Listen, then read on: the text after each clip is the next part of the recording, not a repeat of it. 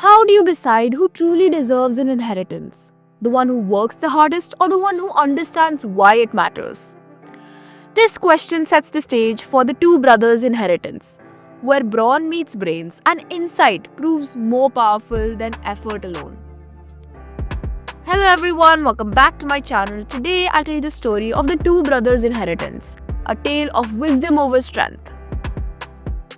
In the bustling Vijayanagara Empire, King Krishnadeva Raya's court spun with intrigue, learning, and the art. Among the emperor's famed 8 pillars of the realm stood Tenali Ramakrishna, better known as Tenali Rama. Renowned for clever problem solving and sharp humor, Tenali's interventions often saved the kingdom from discord.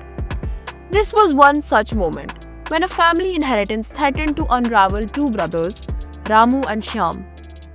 Ramu and Shyam, prosperous landowners, stood before Tenali one morning. Their aging father had passed, leaving behind a sizable estate. But his will offered no clear directive on division, only that whichever brother demonstrated the true spirit worthy of inheritance, land and wealth alike, should receive it. Their argument grew heated. Ramu, clenching his fists, said, "I should inherit it all. I worked the fields, paid the taxes, owned every acre." Shyam calmly said, "It's not labor alone that defines worth, brother. Wisdom, fairness, insight, they matter." Oracle turned to Tenali Rama, asking him to devise a just test. Tenali spent the afternoon crafting an elaborate plan. He chose a neutral common field and had a large pit, about 6 feet across. At its bottom lay a bag of gold coins draped with cloth and filled over with loose earthen sand. That evening, the brothers stood before Tenali by lantern light. Tenali said, "This land is the contested inheritance. At dawn, I'll give you the signal. The first brother to fill the pit with water and unearth the bag may claim the inheritance." The pair nodded, each confident in their own approach. With the first light, Tenali struck a pot 3 times with a metal rod. The signal. Ramu raced to the nearby river, heaving buckets of water into the pit.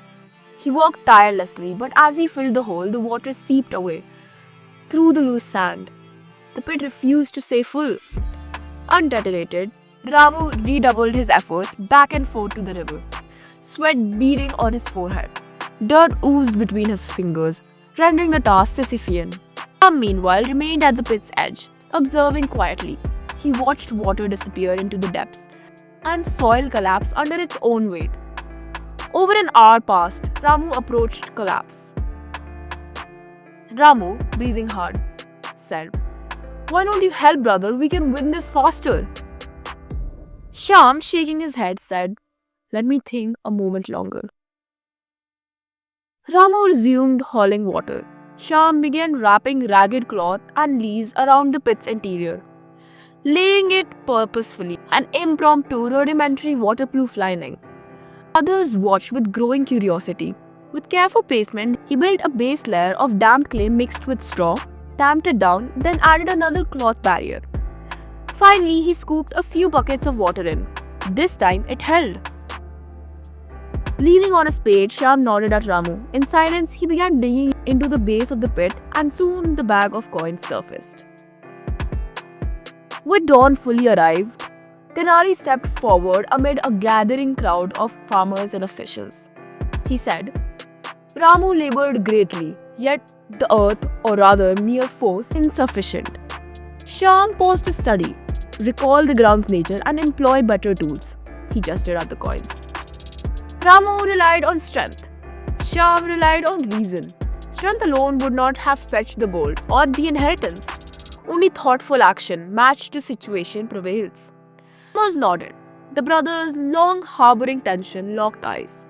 Ramu lowered his head. Shyam extended a hand. They embraced. Fathers and mothers from nearby fields cheered. "Brother, you have shown the wisdom I lacked. I'll work beside you, share this land, and learn from you," Ramu said. Shyam said, "And I will honor your effort, for muscle and sweat move the world when directed wisely." It was that under Tenali's clever zest, land was inherited not by birthright or brute effort, but by intelligence and empathy. So, the moral of the story is that you should resolve conflict through insight, not brute force.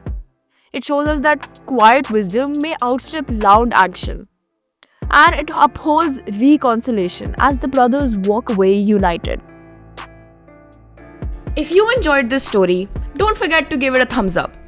And for more stories like this, be sure to subscribe and hit the bell icon. Thanks for watching, and we'll see you in the next one with another twist, another tale, and another truth. Bye bye, see you very soon.